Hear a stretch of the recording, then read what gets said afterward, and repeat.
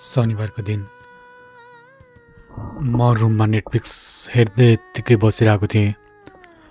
Daddy mummy दुवैजना मामाको छोराको बिहे भएर मामाघर जानुभएको थियो। भोलि आउनुहुन्छ। मेरो घरमा म, मेरो बहिनी, ड्याडी र मम्मी। बहिनी कलेज गएकी थिए। आज सरस्वती पूजा कलेजमा कार्यक्रम छ भनेर। तलको फ्ल्याट हामीले भाडामा दिएका थियौँ। माथिको एउटा टिभी रुम, एउटा मेरो कोठा, एउटा बहिनीको कोठा अनि एउटा ड्याडी मम्मीको। साँझ हुन लागिसकेको थियो। यत्तिकैमा गेटमा घन्टी बज्यो। मैले बहिनी आएको जस्तै लागेर गएँ माथिल्लो तल्लाको गेट खोल्न। गएको त एकजना एकदम राम्री, ज्यान सब मिलेको, मैले पहिला कहिल्यै नदेखेको एकजना केटी पनि सँगै थिए। ऊ निशा, मेरो साथी। आज मेरोमा जाम वाइन खाम भनेर मैले यता ल्याएको यसलाई मेरो बहिनीले मलाई देखाउँदै भनी। अनि ऊ चाहिँ सागर, मेरो दाई त के भन्नु, 1 वर्षले जेठो हो। हामी त भन्छौँ। सागरे हा। बहिनी हाँस्न लागि निशापट्टि हेरेर। हाई। मैले हात हल्लाएँ अनि गेट खोलेँ। अनि बहिनीलाई हेरेर निशालाई जिस्काउँदै मैले भने, के हो तेरो यति राम्री साथी रहेछन्, हामीलाई नचिनाउने त पहिला, यत्तिको राम्रो साथी। बोका पारा नल्याए फेरि यहाँ, बहिनीले जिस्किँदै भनी मलाई। अनि टिभी रुममा गयौँ हामी। बहिनीको रुममा उनीहरू गए, टिभी रुममा गएँ म। 15 मिनटपछि उनीहरू रुमबाट बाहिर निस्किए। निशा जिन्स हाफ प्यान्टमा निस्किँदै उनको सेतो तिग्रामा मेरो आँखा गयो। कति सेतो, सिधै खाइदिउँ जस्तो, मेरो ओठले टोकिदिउँ जस्तो, माथि टाइट टी सर्ट, पुरै छाती चिटिएला जस्तो, कति ठुला हेर्दै लोभ लाग्दा निचुरेर किस गरिदिउँ जस्तो। सायद उयो लुगामा भएर होला, उसलाई हेरिदियोस् भनेर पनि लगाएकी थिएँ कि सायद मैले हेरिदियोस् भनेर होला यस्तो लुगा लगाएकी उसले। ओए त वाइन खाने कि नखाने? आज हामी वाइन लिन जान लाग्यो, मेरो बहिनीले मलाई सोधी। खाने नि किन नखाने? आज तेरो साथीको चोइसको वाइन ल्या है, मैले उनलाई भने। अनि उसलाई 2000 दिएर ल अलि राम्रोवाला वाइन ल्याएर ल 2 बोतल भनेर मैले बहिनीलाई भने। म भटमा साध्दै गर्छु अनि चटपट नै बनाउँछु उनीहरूलाई भने मैले। अनि म चितवन बनाउनतिर गएँ, उनीहरू वाइन लिन गए। मैले चितवन रेडी गरेर टिभी रुममा लगेर राखेँ सबै। उनीहरू पनि आए एकछिनमा। मैले किचनबाट वाइन ग्लास लिएर राखिसकेको थिएँ टिभी रुममा हामी 3 जनालाई। साँझको 7 बजिसकेको थियो। निशा अलि अप्ठ्यारो मानेको जस्तो गरी मैले मेरो बहिनीले निशालाई भने, ओए निशे, यो बाउलासँग अप्ठ्यारो मान्नु पर्दैन, मेरो दाई हो, आफ्नै दाई सम्झे हुन्छ। दाई भन्दा नि साथी सम्झे हुन्छ, क्लोज फ्रेन्ड जस्तो, चिल छ यो। हस निशाले हाँस्दै भने मपट्टि हेर्दै। मैले नि उनलाई हेरेँ, मन्द मुस्काएँ, ऊ पनि मुस्काई। हामी अब वाइन खान लाग्यौँ टिभी हेर्दै।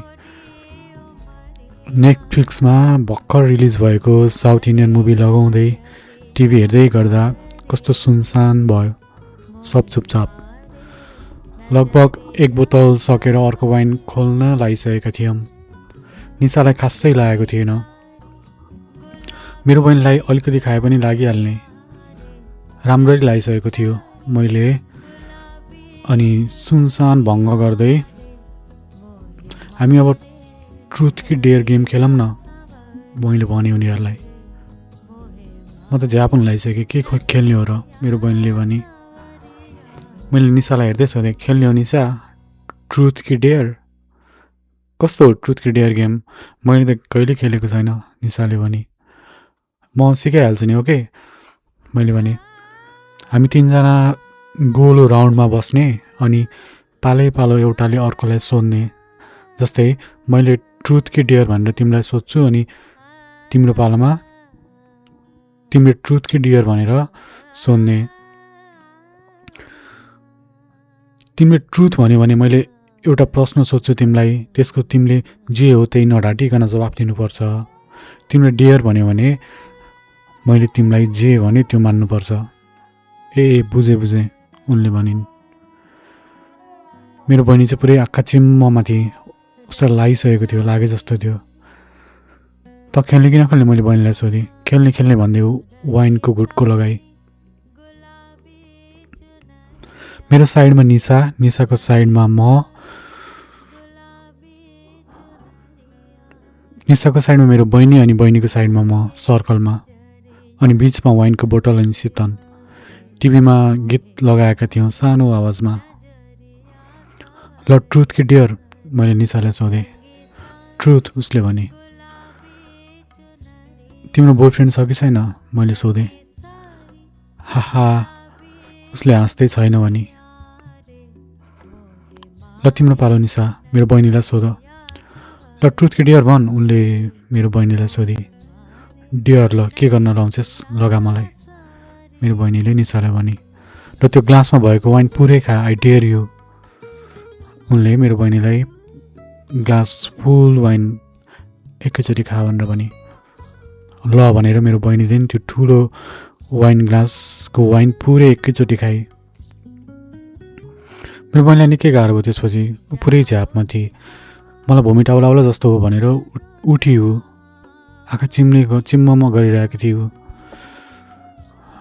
उसलाई धेरै गाह्रो भएको हामीले देखेर म र निसा उठेर उसलाई समातेर रेस्टरुममा लग्यौँ हामीले। रेस्टरुम मात्र केही पुगेको थियो, ऊ त भोमिट पो गर्न लागे। गाह्रो भएछ एकदम। अनि उसलाई फ्रेस बनाएर हल्का मुख खुल्ला गर्न लगाएर उसको रुममा बेडमा सुताइदियौँ हामीले। अनि सिरक उडाइदियौँ। ऊ आँखा चिम्लेर पल्टी साइडमा झ्यापमा। अब अक्वार्ड भयो। निसा र म मात्र के भनौँ निसालाई। जाम हाम्रो कन्टिन्यू छ गेम। एकछिन पछि सुत्ने हो कि एकछिनमा सुत्दा नि हुन्छ तिमी मैले उनलाई भने। ओके भन्दै हामी टिभी रुममा गयौँ। ल चियर्स भन्दै हामी वाइन खान लाग्यौँ। ल सोध तिम्रो पालो मैले उनलाई सोधेँ।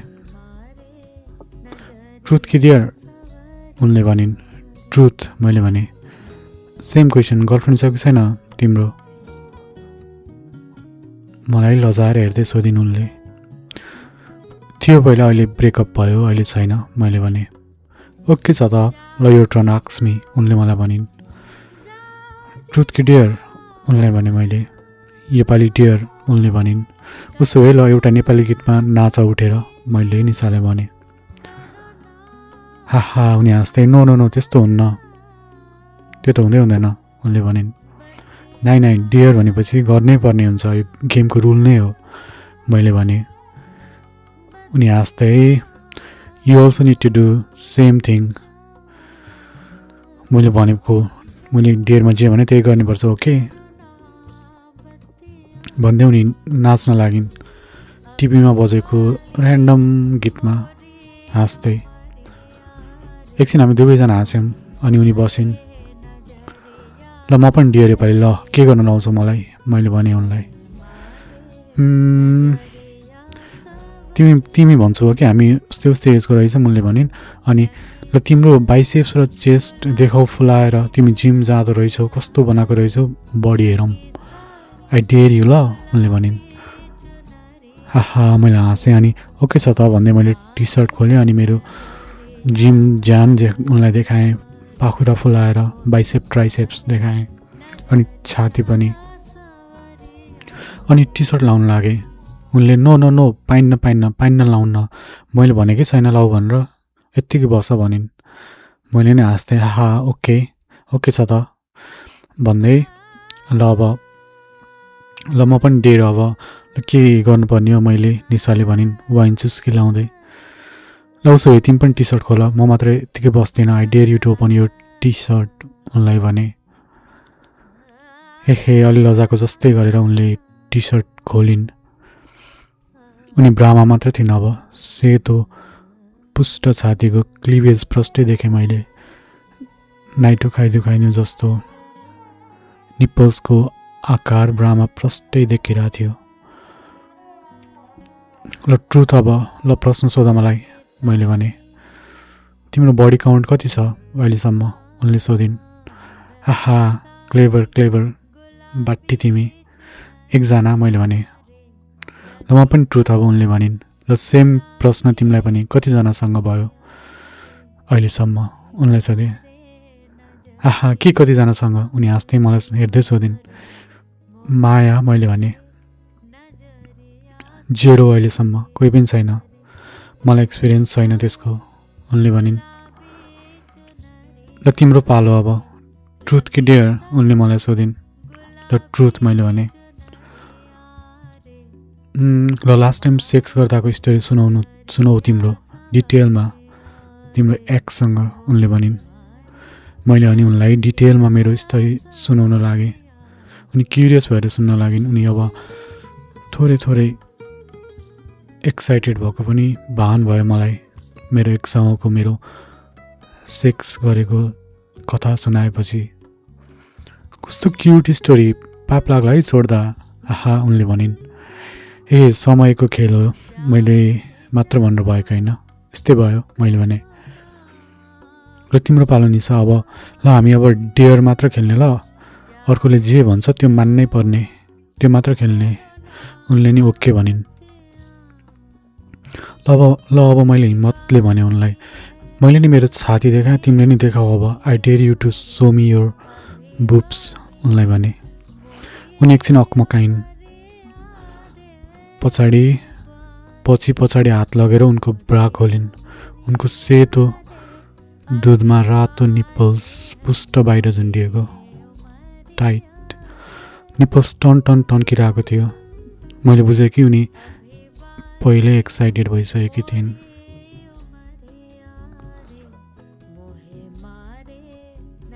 ल तिम्रो पालो उनले भनिन्। म मेरो यो बुब्स तिमीलाई एक्सलाई जसरी माडेको त्यसरी माड्देऊ निसाले भनिन्। मैले अब वाइनको ग्लास साइड लगाएँ अनि उनको नजिक गएर च्याप्प उनको दुध समातेँ, मेरो काखमा राखेँ अनि माड्न लागेँ। किस्मी निसाले भनिन्। अनि उनलाई किस गर्दै एउटा हातले दुध माड्दै अर्को हातले तल तिग्रामा लगेर खेलाउन थालेँ। हामी मेरो रुम जाम ल उनलाई भने मैले। उनी ओके भनेर हामी हाम्रो रुममा गयौँ। ढोका लगाएँ अनि उनलाई ढोकामा टाँसेर किस गर्न लागेँ, उनलाई समातेर। उनको दुध माड्दै अनि आँखा चिम्लेर किस गर्न लागेँ मैले उनलाई। मैले बिस्तारै उनको जिन्स स्कर्ट नि खोलिदिएँ। उनी अब पेन्टीमा मात्र थिइन्। मैले उनको पेन्टी बिस्तारै मेरा औँलाहरूले चलाउन लागेँ, भित्तामा टाँसेर अनि खोलिदिएँ। पेन्टी पनि अलिअलि रौँ आएको थियो उनको पुतीमा। मैले उनलाई बोकेर अब बेडमा लगेँ अनि बिस्तारै उनको दुधमा किस गर्न लागेँ। उनी माथि आएर उनको दुधबाट किस गर्दै गर्दै नाइटो हुँदै उनको तिग्रा समातेर अब उनको पुतीमा किस गर्न लागेँ मैले। उनको हात मेरो टाउकोमा राखेर प्रेस गर्न लगाएँ। उत्तेजित भएर कराउँदै थिइन् उनी। किस्मी मोर तल, किस्मी भन्दै निसा मोहन गर्न लागिन्, आवाज निकाल्न लागिन्। म पनि जिब्रोले खेलाउन लागेँ निसाको पुतीमा, भित्र जिब्रो हालेर चलाउन लागेँ। पुरै पानी भइसकेको थियो। म पनि तिमीलाई नेकेड हेर्ने निसाले मलाई भनिन्। मैले पनि पुरै मेरो टी सर्ट प्यान्ट अनि अन्डरवेयर खोलेँ अनि उनको अगाडि बेडमा घुँडा टेकेर उभिएँ। मेरो लाडो एकदम साह्रो भइसकेको थियो। मलाई चुस्न मन लाग्यो, कति ठुलो भएको निसाले भनी। अनि हो हतार उठेर मेरो लाडो समातेर सिधै मुखमा हालेर चुस्न लागि, बरफ खाए जसरी। फर्स्ट टाइम होइन तिम्रो? मैले सोधेँ। पनमा देखेको थिएँ, पन हेर्दा भन्दै चुस्न लागे। ऊ एकदम हर्नी भइसकेको थिए। म अर्कै संसारमा पुगिसकेको थिएँ। उनले मेरो लाडो चुस्दा। हामी माया गर्ने उनलाई सोधेँ। यस उनले भनिन्। कन्डम बिना उनलाई सोधेँ। हुन्छ म औषधि खाम्ला, मलाई एकदम गाह्रो भयो उनले भनिन्। ओके, तर म एकछिन तिम्रो तिग्रा समातेर तल बुद्धिमा किस गर्छु, चाड्छु अनि ओके एकछिन, मैले भने। ओके भन्दै म फेरि उनको मुनि गएर उनको तिग्रा समातेर उनको बुद्धिमा मेरो ओठ लगेर जोडिदिएँ अनि चाट्न थालेँ। करिब 1 मिनट भएको थियो। मैले निसाको बुद्धिको रौँ खेलाउँदै चाड्दै उत्कर्षमा पुग्दै गर्दा एक्कासी गेटमा घन्टी बज्न लाग्यो। टिनिनिनि टिनिनिनि। म झसङ्ग भएँ। उसले नि मलाई हेरी, मैले नि उसलाई हेरेँ। मैले उनलाई उनको लुगा दिएँ, मैले नि मेरो लुगा लगाएँ हत्तनपत्त। अनि हामी मेरो रुमबाट बाहिर निस्क्यौँ। उनी मेरो बहिनीको रुममा गइन् अनि म चाहिँ गेटमा को आएको रहेछ भनेर बुझ्नलाई गेटतिर लागेँ।